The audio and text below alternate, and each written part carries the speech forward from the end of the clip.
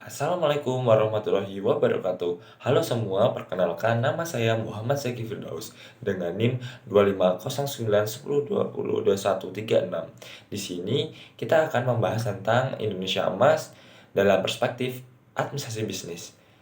Menuju tahun 2045, visi Indonesia Emas bukan sekedar tentang pertumbuhan ekonomi makro atau pencapaian angka PDB semata. Dari perspektif administrasi bisnis, Indonesia Emas adalah sebuah landscape di mana ekosistem bisnis nasional bertransformasi menjadi lebih adaptif, efisien, berdaya saing global, dan berkelanjutan.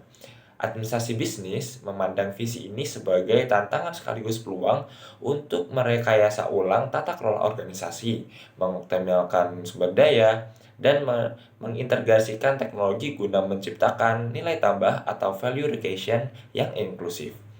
Berikut, Indonesia Emas terbagi dalam 3 pilar utama dalam administrasi bisnis, tanpa menghakimi kondisi masa lalu, melainkan berfokus pada potensi pertumbuhan dan transformasi masa depan.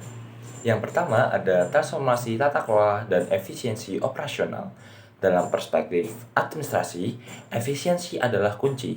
Indonesia Emas tahun 2045 dicirikan oleh korporasi baik skala besar maupun UMKM yang mengadopsi prinsip Good Corporate Governance atau GCG berbasis digital.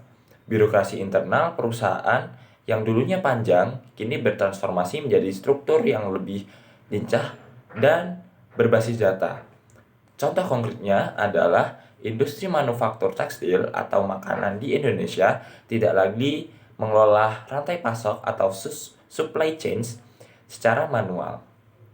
Mereka menggunakan sistem ERP atau Enterprise Resource Planning yang terintegrasi dengan kecerdasan buatan AI untuk memprediksi permintaan pasar, mengatur inventaris secara real time, dan memangkas biaya operasional hingga 30%.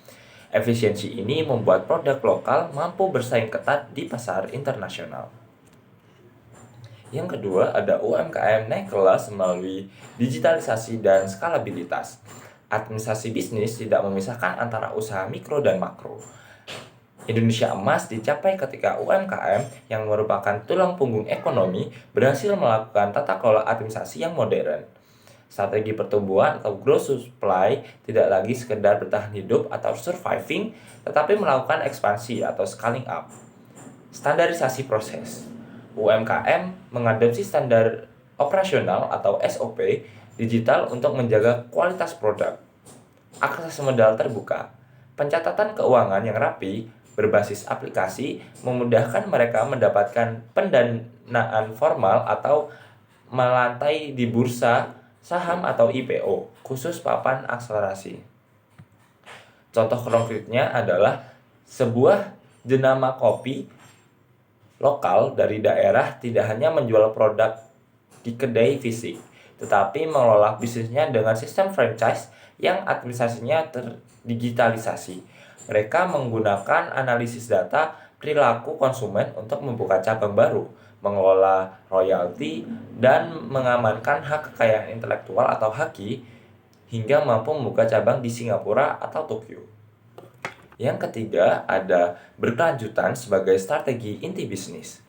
Di masa depan, administrasi bisnis tidak hanya mengejar profitabilitas atau single bottom line, melainkan triple bottom line, yaitu profit, people, dan planet. Indonesia Emas adalah era di mana kepatuhan terhadap ESG atau Environmental, Social, dan Governance menjadi bagian dari strategi administrasi dan operasi perusahaan sehari-hari. Contoh konkretnya adalah sebuah perusahaan logistik nasional mengubah seluruh armada operasionalnya menjadi kendaraan listrik atau EV dan menggunakan algoritma rute terpendek untuk menghemat energi.